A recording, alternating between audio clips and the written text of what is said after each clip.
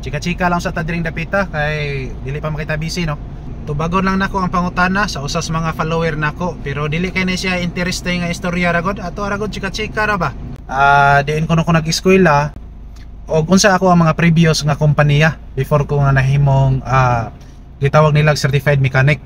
Actually kung sa ako lang ko galingon akong pangutanon dili pagig ko certified mechanic. Og ako sad gikan sad ko sa book ID o gitawag nila nga bukid.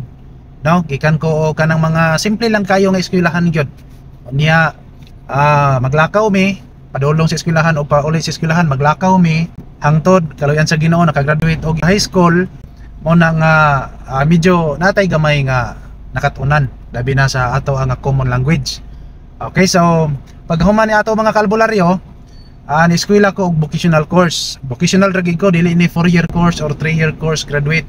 Unya pilar may istorya pagkahuman ra pud ato kay syempre pila ra pud unom ka buwan dali ra kayo mo to nga kuyog-kuyog ko sa akong amigo nga mekaniko dayon pagkakat-on ako gamay gisaligan ako sa akong amigo nga mao na imong tang taod hangtod nga niabot ang panahon nga nagkabuwag gid mi bali dili sa to siya tiga dire mo to nga nagkabuwag mi mao ra gid ang ako ang pirmi gikuptan ang ayang istorya nako nga ayang gyud paghunong sa pagkat-on mao ginay word nga dili gid ako malimtan niya gikan niya nga ayaw paghunong sa pagkat-on. So karon ako na found out no nga nagkagrabe ang ato nga technology karon. Nagkagrabe o ka high tech ato nga mga sakyanan karon. Mo nang tinuod gid ay ang iyang istorya nga dili gyud dapat mohunong og cut-on. Okay, so sa mga bag-o pa nga mekaniko diha, usa po na sa ako ang ipahinumdom ninyo. Friendly reminder nga og mahimo dili ta mohunong sa pagkat-on.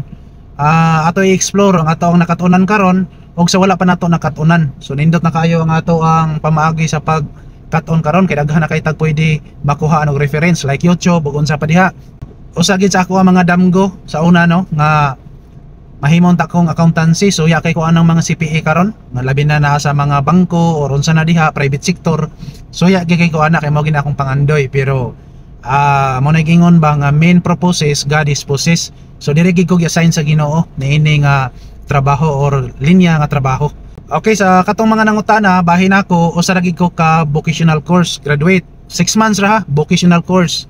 Ang ako lang gibuhat ako lang gi-practice ang ako ang skill. Mao na sa mga mekaniko diha dili lang ta magpawala sa paglaom ato lang gini explore atong nakatunan kay sigurado ko nga nagyoy grasya nga nagpaabot nato. Mao na sa mga bag-o pa nga mekaniko diha aspiring mechanic nga padayon lang ta bisan pa man sa ato nga mga plano sa ato ang mga pangandoy sa kinabuhi maabot ra gina God willing. Ang Ginoo magapanalangin ra ginato kay nakita man sad niya nga ang atong trabaho tinarong wala tay gitamakan nga tao wala ta nanikas isa atong isig ka tawo labi na sa atong mga customer 100% 101% nga ang Ginoo magabulig ra sa ato ang panginahanglanon. Okay, so daghang salamat sa inyo nga pangutana sa katong nangutana sa kanunay dalaygon ang Dios. Daghang salamat.